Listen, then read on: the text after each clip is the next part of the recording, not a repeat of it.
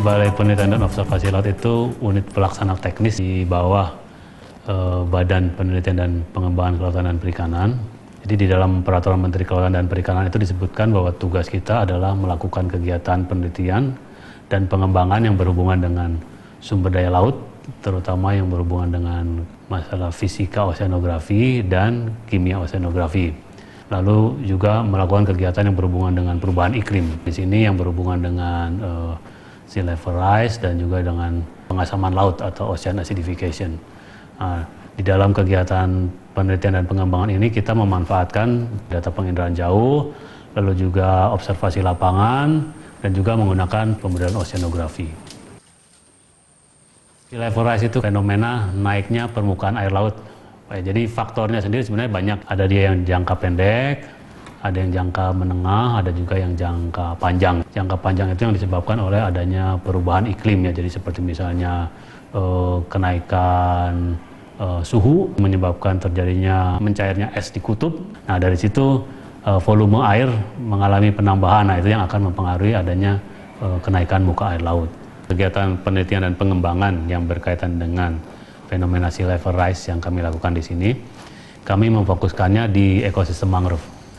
Ekosistem mangrove sendiri memang memiliki kemampuan untuk bisa beradaptasi dengan terjadinya sea level rise tersebut karena dia memiliki kemampuan untuk bisa menahan sedimen-sedimen yang terbawa oleh arus pada saat pasang surut itu di ekosistem dia dengan adanya akar dan lain sebagainya.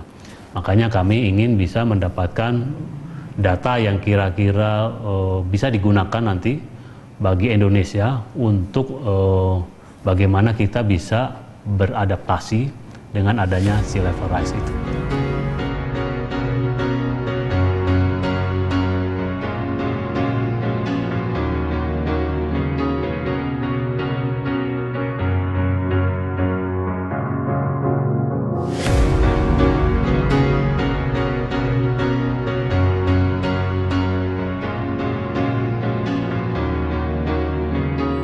Saya Frida Sidik, saya peneliti di Balai Penelitian dan Observasi Laut, Kementerian Kelautan dan Perikanan. Indonesia merupakan negara yang memiliki luasan mangrove terbesar di dunia, yaitu sekitar 3,2 juta hektar atau sekitar 22,6% dari total mangrove di dunia. Dan kita memiliki banyak sekali spesies karena kita terletak di daerah tropik. Banyak hal yang mempengaruhi keberadaan mangrove dari faktor manusia, perubahan lingkungan, maupun juga faktor lainnya seperti sea level rise. Kenaikan muka air laut atau sea level rise dapat mempengaruhi keberadaan mangrove karena kenaikan muka air laut yang terus-menerus akan menyebabkan tenggelamnya mangrove, di mana mangrove memiliki kondisi optimal untuk tumbuh. Dengan adanya kenaikan muka air laut yang terus-menerus, maka mangrove akan sulit tumbuh dengan baik. Kegiatan ini enhancement of research for adaptation of Wetland in Indonesia to Projected Impacts of Sea Level Rise didanai oleh USAID dalam program PEER Project yang telah dilakukan sejak tahun 2002 hingga 2014. Tujuan utamanya adalah untuk peningkatan kapasitas penelitian di bidang wetland, khususnya mangrove di Indonesia. Di sini kami melakukan dua kegiatan, yaitu pertama untuk capacity building dan juga riset di bidang dinamika hutan mangrove di Indonesia. Kami melakukan workshop untuk mangrove yang telah dilakukan pada tahun 2013. Kami di sini bekerjasama dengan peneliti dari Smithsonian Institute. Kami mengundang para trainer dari Amerika, Australia, Philippines, dan Singapura yang mereka memberikan materi pengenalan mengenai cara meneliti mangrove pada sekitar 20 peserta junior scientist Indonesia di daerah kantor kami, yaitu di Perancak. Dan selain itu juga kami melakukan penelitian mengenai mangrove selama 2 tahun untuk mengetahui dinamika ekosistem mangrove, khususnya untuk mengetahui bagaimana mangrove bisa beradaptasi terhadap sea level rise. Kami memiliki 2 lokasi, yaitu di Perancak, Bali, dan juga 1 lokasi di Porong, Jawa Timur. Dari sini kami ingin melakukan penelitian lagi dengan menggunakan metode yang sama di lokasi yang berbeda, di mana mangrove hidup di morfologi yang berbeda. Rencananya kami akan melakukan penelitian dan membangun suatu stasiun monitoring mangrove di Nusa Lembongan, Bali, di mana memiliki karakteristik yang berbeda untuk mangrove-nya juga.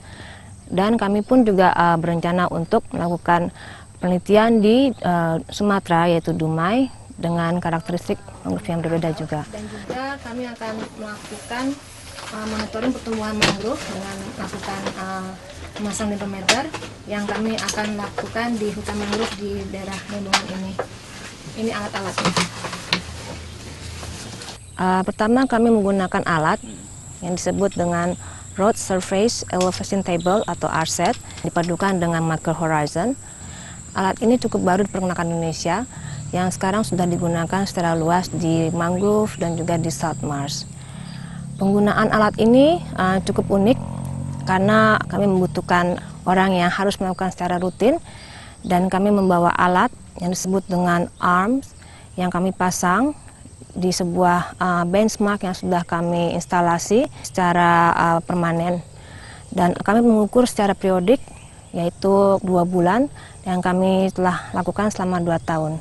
Fungsinya adalah untuk menghitung perubahan elevasi permukaan tanah, di mana elevasi permukaan tanah adalah salah satu indikator dari bagaimana mangrove bisa beradaptasi terhadap sea level rise. Bila mangrove mengalami tren elevasi yang meningkat melebihi dari sea level rise, maka kita bisa perkirakan bahwa mangrove bisa bertahan terhadap sea level rise. Bila sebaliknya, maka mangrove diperkirakan akan tenggelam. 29,6 23,7. Lalu kemudian selain juga hubungan dengan sedimen, kami mengukur tumbuhan pohon mangrove dengan menggunakan dendrometer. Oke, nanti kita bagi 2 kelompok. Nanti Ajis pasang dendrometer di dalam itu ya, pohon di sana. Kita bertiga, kita transek sekitar 10 kali 10 ya. Nanti kita bagi tugas. Oke? Sip? Ya. Bentuknya seperti cincin yang kami pasang di batang pohon mangrove. Kami bisa menghitung berapa pertumbuhan pohon secara periodik dengan menggunakan alat tersebut.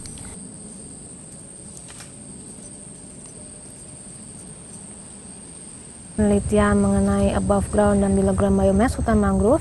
Untuk above ground kami melakukan transect, menghitung diameter pohon mangrove dan juga ketinggiannya, lalu kami konversikan dalam allometricnya untuk setiap jenis berbeda-beda.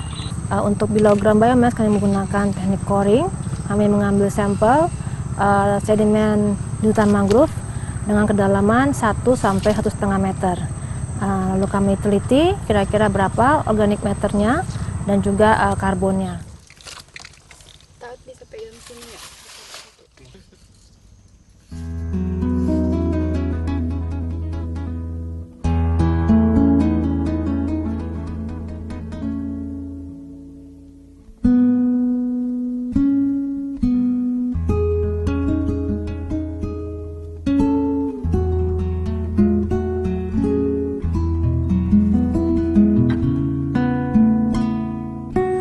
dalam penelitian ini kita juga menggunakan kantung serasa, di mana kita menggunakan kantung berukuran 50 x 50 cm dan kita pasangkan di pohon mangrove. Di sini kantung ini akan menangkap serasah yang jatuh dari pohon. Setiap bulan kami ambil serasah dalam kantung tersebut, lalu kami bawa ke lab untuk penimbangan berapa banyak serasah yang kami peroleh, lalu kami masukkan ke dalam oven untuk pengeringan, dan setelah itu kami hitung berapakah serasah yang jatuh untuk mengetahui kira-kira berapa serasah yang memberikan kontribusi terhadap elevasi dan juga untuk mengetahui produktivitas hutan mangrove tersebut. Yang terakhir, kami juga melakukan penelitian mengenai hidrodinamika di dalam hutan mangrove. Kami menggunakan water logger yang kami pasang di dalam hutan mangrove dan juga di sungai terdekat. Dengan memasang logger ini, kami mengetahui pola dari pasang surut di lokasi studi kami ini. Karena setiap lokasi memiliki karakteristik pasang surut yang berbeda-beda. Gimana, Gar? Kedalaman ini kira-kira 40 cm. Oke. Gimana posisi, Pak? Posisi telah diambil. Oke. Oke. Sekarang pukul Sekarang jam 16.38. 16.38. Oke. Kita ambil ukurannya.